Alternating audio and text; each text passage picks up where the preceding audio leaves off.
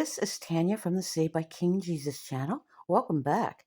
So, today I'm going to take you into the satanic world we're actually living in because seemingly no one else wants to touch on this subject, but we are living in a satanic world where darkness is trying to defile everything our wonderful Father in heaven has created through black magic and witchcraft.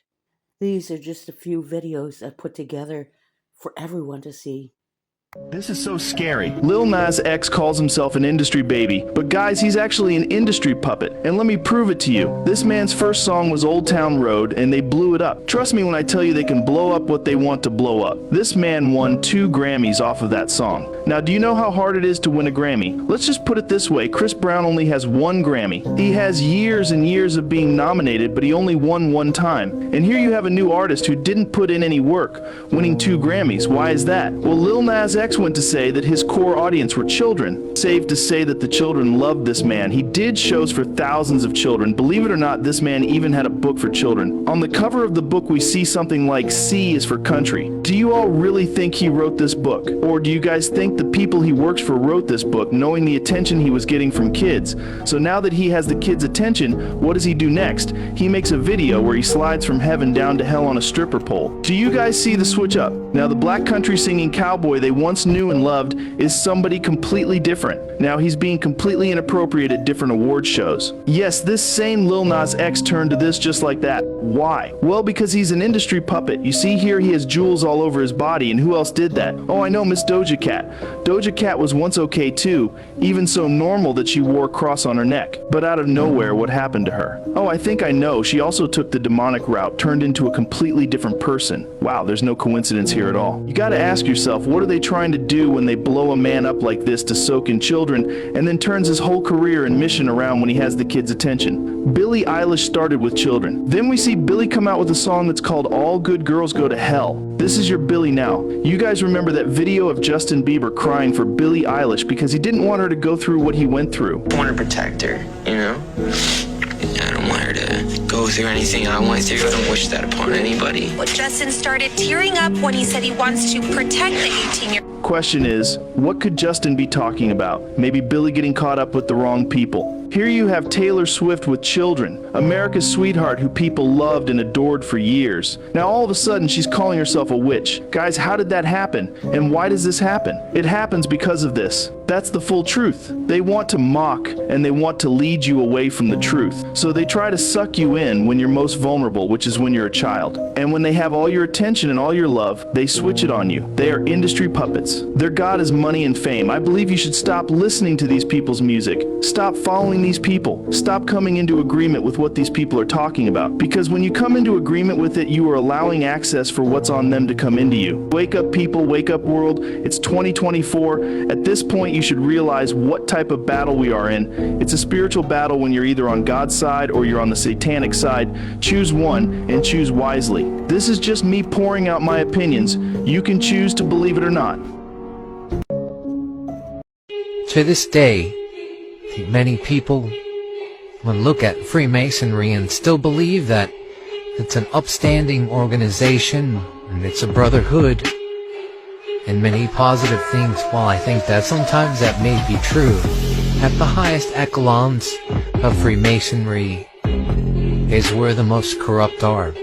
And much like the Eye of Horus symbolism and the One Eye symbolism that we've seen previously, we also have something called the Vow of Silence, and it's a gesture used in Freemasonry for hundreds and hundreds of years.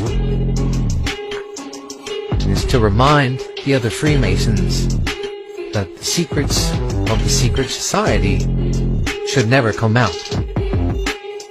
And of course that's under penalty of death, as prescribed in the Freemason Handbook.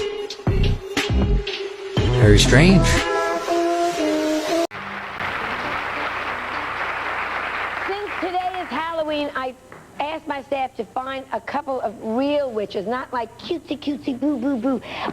So what they came up, these are not your average goody two-shoe witches that we're going to meet today who only cast good spells. No, no, no. Today's guests call themselves satanic witches, which I find to be very, very scary. What we're going to talk about now, I do not condone, but I am certainly willing to listen to this, and I think all of us should know what's going on in the world that we live in. They are here today to promote a book called The Secret Life of a Satanist. And will you please meet first Carla LaVey. She is the daughter of Anton LaVey, who is the founder of the Church of Satan, and she is the church's high priestess. And next to her is Peggy Nadromia. Peggy is a satanic witch who practices black magic and casts spells. Welcome to the show, and thank you for being here, especially on Halloween.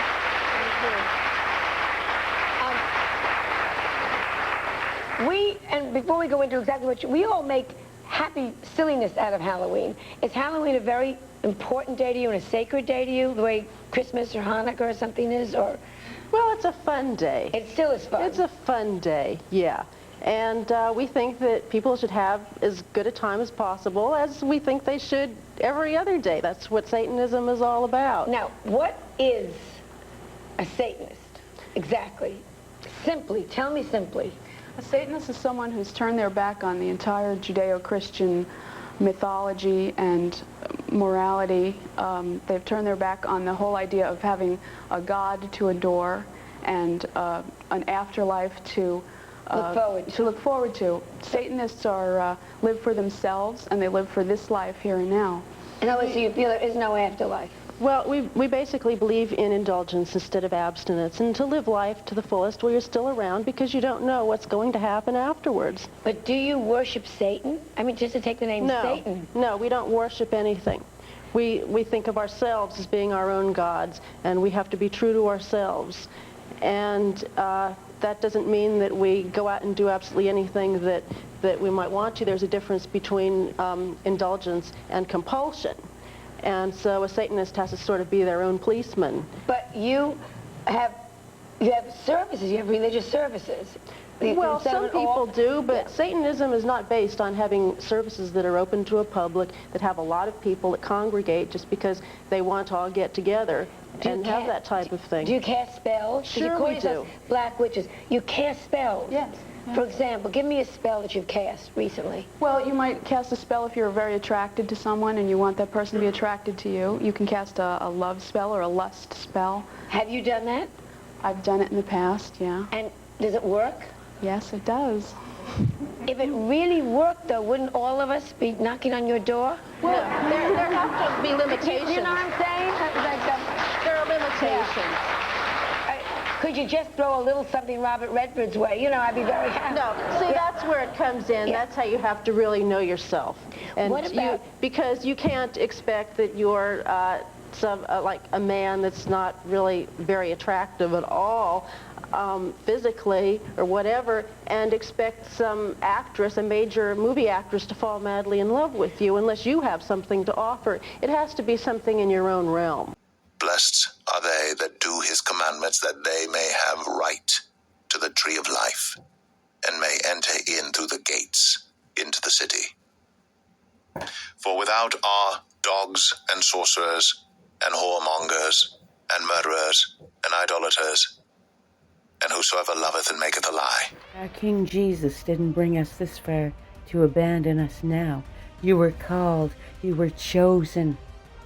You were knit together in your mother's wombs, fearfully and wonderfully made. We are called to serve. King Jesus bless you all.